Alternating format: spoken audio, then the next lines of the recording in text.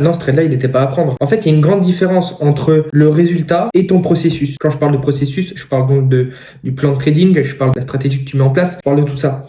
Et ça a une grande différence par rapport au résultat, puisque là, ton trade, oui, c'est un TP, d'accord. Il n'y avait pas de bonne raison de prendre le trade. Pourquoi? Parce que la stratégie n'a pas été mise en place correctement. Et même si ça a été un TP, même si tu as gagné de l'argent grâce à ça, c'était pas une bonne décision. La seule chose sur laquelle tu as vraiment le contrôle, c'est pas le résultat, c'est pas le TP, c'est pas le stop loss, c'est pas le BE ou peu importe. La seule chose que tu peux contrôler, c'est ta stratégie et ton plan. C'est tout. C'est tes décisions. Et plus tu prendras de bonnes décisions, plus tu auras de meilleurs résultats. D'accord? Alors, bien sûr, après, il faut que la stratégie et ton plan évoluent par la suite en fonction des résultats et des datas récoltées, bien évidemment. Et ça, encore une fois, ça fait partie du processus et des décisions. Mais ne te concentre pas du tout sur le résultat. Le résultat, on le prend, on le garde en data, en données, et pour s'en servir, pour voir ce qui fonctionne et ce qui fonctionne pas.